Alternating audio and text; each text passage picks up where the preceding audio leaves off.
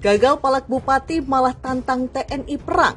Diburu pasukan tengkorak Kostrad petolan OPM ketakutan.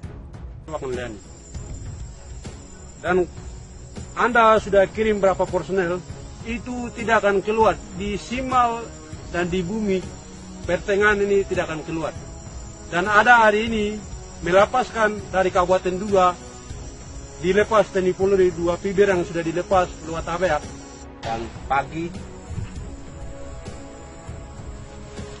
masuk lagi, mulai serang lagi, dan sudah mulai baku perang sampai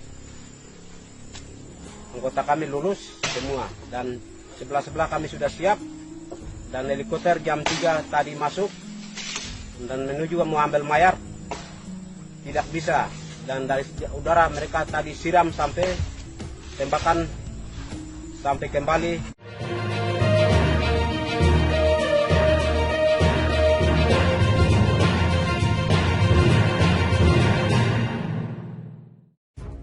Di tengah kedamaian mulai berhasil diciptakan prajurit TNI di Kabupaten Intan Jaya, kelompok separatis teroris atau KST, TPNPB, OPM Papua, lagi-lagi bikin ulah.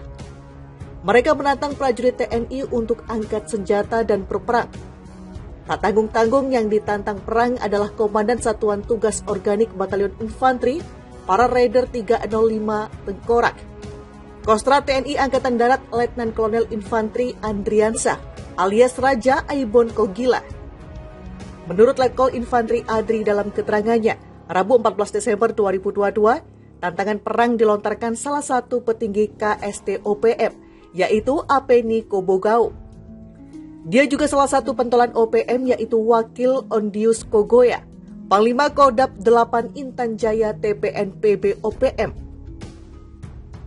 Tantangan perang itu berawal dari kekesalan KST OPM yang gagal memenuhi hasratnya meminta untuk menemui Bupati Intan Jaya yang sedang singgah di kantor di distrik Sugapa. Seperti biasa, mereka mau ketemu Bupati cuma memalak minta uang. Kegagalan KST OPM menemui Bupati itu mereka nilai sebagai ulah dari Raja Aibon Kogila dan pasukan tengkorak Kostrad yang sama sekali tak memberi mereka celah untuk bisa keluar hutan dan masuk kota untuk berbuat onar. Jadi ceritanya begini, sebelum Bupati datang pada Senin 12 Desember 2022, memang Raja Aibon mengerahkan pasukan untuk siaga di pinggiran hutan untuk menutup akses KST OPM turun gunung. Hal ini dilakukan mengingat para gerombolan separatis pimpinan Ondius Kogoya selalu membuat kekacauan jika mengetahui kehadiran Bupati yang tidak tahu di mana mengendalikan pemerintahannya selama ini. Tujuannya agar mereka diperhatikan serta diberikan sejumlah uang seperti yang biasa dilakukan sebelumnya, kata Raja Aibon Kogila. Karena pada Minggu malam 11 Desember 2022, Apeni memang mengancam akan melumpuhkan Bandar Udara Bilorai. Tujuannya agar Bupati tidak bisa pergi meninggalkan Intan Jaya. Sebutir peluru ditembakkan dari kampung Joparo ke arah kota Sugapa malam itu. Ancaman Apeni dilontarkannya ketika berkomunikasi dengan Kapten Infanteri Puji alias si Bos Mamba. Dengan ancaman itu, nyali pasukan tengkorak Kostrad sama sekali tak ciut, apalagi ketakutan. Berbekal kendaraan yang ada di tengah guyuran hujan dan gelapnya malam, Raja Aibon didampingi Mayor Infanteri Anjas si Perdana Menteri dan Kapten Infanteri Poltak si Panglima Mamba bergeser dari Mamba ke pos J2, pos terdekat dengan Bandara Bilorai. Tim angker pimpinan Sertu Erik turut serta bersama Raja Aibon. Sebelumnya Raja Aibon memerintahkan Kapten Infanteri Suryo si Panglima Perang agar tim kencana pimpinan Letu Infanteri Bima juga bergeser ke pos J2 yang berada di desa Bilogai. Sementara Siliwangi dan Cahaya di sektor lain. Saya berangkat mendahului bersama Perdana Menteri dan Panglima Mamba. Angker ikut sama saya. Perintahkan Cahaya kuasai Bukit Fortuna, Siliwangi ke bawah Pasir Ipis. Kencana bergeser sambil patroli melalui kota, kamu dan Jeffrey ikut bersama Kencana. Perintah Raja Aibon Kogila kepada Kapten Suryo si Panglima Perang. Senin dini hari, hujan yang turun sejak sore terus menghiasi gelapnya malam di Intan Jaya. Tak peduli dinginnya malam dan badan basah kuyup, para kesatria tengkorak bergerak ke titik-titik strategi. Semua dilakukan demi menjaga agar Intan Jaya tetap aman. Kenyamanan hidup yang telah dirasakan masyarakat sejak kehadiran pasukan Kostrad dari Karawang tidak boleh terganggu dengan adanya kebrutalan KST, khususnya para anak buah Undius Kogoya, kata Raja Aibon. Senin siang saat Bupati dan rombongannya telah meninggalkan Bandara Bilorai, Bos Mamba kembali dihubungi Apeni Kobau. Bos Mamba kembali dihubungi Apeni Kobogau. Tapi Apeni mendadak marah-marah ke Bos Mamba, bahkan kepada Bos Mamba, Apeni menyebut pasukan TNI Polri, yang dengan sebutan khusus, Apeni sangat kesal karena tak bisa masuk ke kota Sugapa karena telah dijaga ketat pasukan Tengkorak. Mendengar cerita dari Bos Mamba, Raja Aibon bersama para perwira Tengkorak tertawa. Apalagi diketahui bahwa saat menghubungi Bos Mamba, Apeni bersembunyi ketakutan di kampung Joparo. Ternyata Apeni benar-benar bermulut besar dan penakut.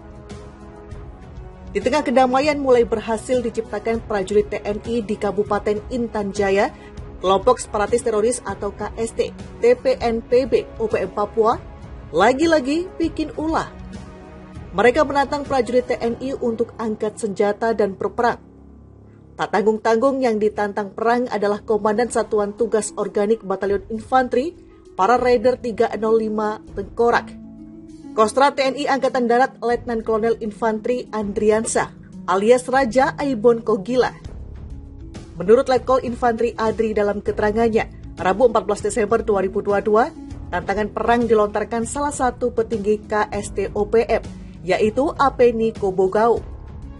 Dia juga salah satu pentolan OPM, yaitu Wakil Ondius Kogoya, Panglima Kodap 8 Intan Jaya TPNPB OPM. Tantangan perang itu berawal dari kekesalan KST OPM yang gagal memenuhi hasratnya meminta untuk menemui Bupati Intan Jaya yang sedang singgah di kantor di distrik Sugapa.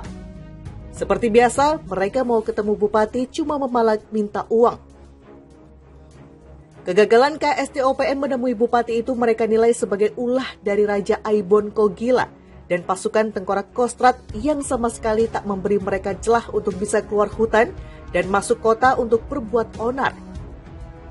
Jadi ceritanya begini, sebelum Bupati datang pada Senin 12 Desember 2022, memang Raja Aibon mengerahkan pasukan untuk siaga di pinggiran hutan untuk menutup akses KST OPM turun gunung.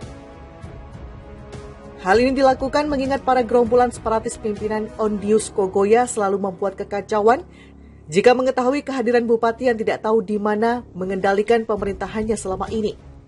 Tujuannya agar mereka diperhatikan serta diberikan sejumlah uang seperti yang biasa dilakukan sebelumnya, kata Raja Aibon Kogila. Karena pada Minggu malam 11 Desember 2020,